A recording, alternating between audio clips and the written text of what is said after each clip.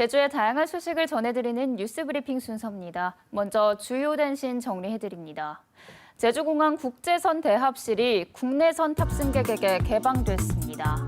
공항공사 제주본부는 코로나19 방역을 위해 오늘부터 다음 달까지 여름 성수기 동안 국내선 탑승객들이 국제선 탑승구로 비행기를 탈 수 있도록 조치해 15개였던 국내선 탑승구가 20개로 늘었다면서 사회적 거리 두기를 준수하고 승객 편의를 높일 것으로 기대했습니다.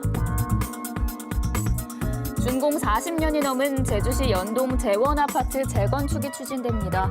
제주시에 따르면 재원아파트 내 기존 도로를 그대로 두고 재건축 정비 계획을 수립해 사업을 추진하기로 했습니다. 1979년에 준공된 재원아파트는 2018년부터 재건축이 추진되어 왔지만 단지 내 도로를 없애는 문제로 4차례에 걸쳐 도시계획 재심의 결정을 받는 등 표류했습니다. 제주지방법원에 따르면 성산읍의 한 호텔 시행사와 분양자들이 서귀포시의 실수로 사용 승인이 늦어져 손해를 봤다며 66억 원에 이르는 모두 3건의 손해배상 소송을 냈습니다.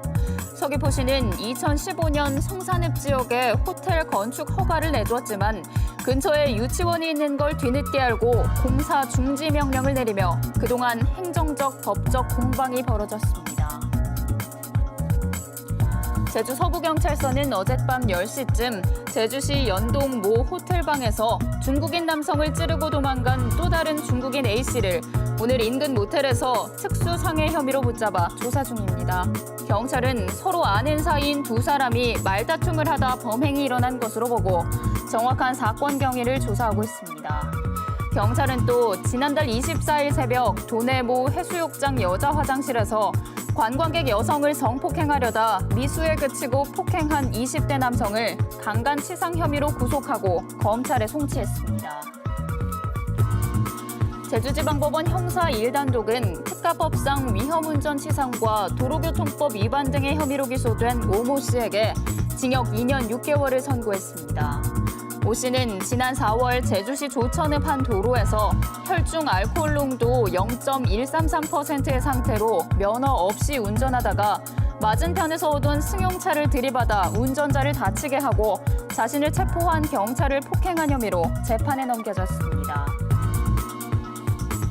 제주도의회 4.3특위는 오늘 전문가 좌담회를 열어 4.3 기념사업 기본계획을 수립하고 지원 대상과 규모, 성과 평가에 관해 별도 심의할 위원회 설치 등의 내용을 담은 4.3 기념사업 기본조례를 제정하기로 했습니다. 이번 조례 제정은 4.3 기념사업은 증가했지만 유족과 도민 체감도가 높지 않다는 판단에 따라 추진되고 있습니다. 서귀포시 강정천 수원지 하류에서 나타난 기름띠는 기름 성분이 아닌 자연계 미생물인 것으로 확인됐습니다. 제주도 상하수도본부는 강정천 수원지인 넷기리소부터 취수원까지 4개 지점 시료를 채취해 보건환경연구원에 성분 분석을 의뢰한 결과 철박테리아의 일종으로 판명됐다고 밝혔습니다.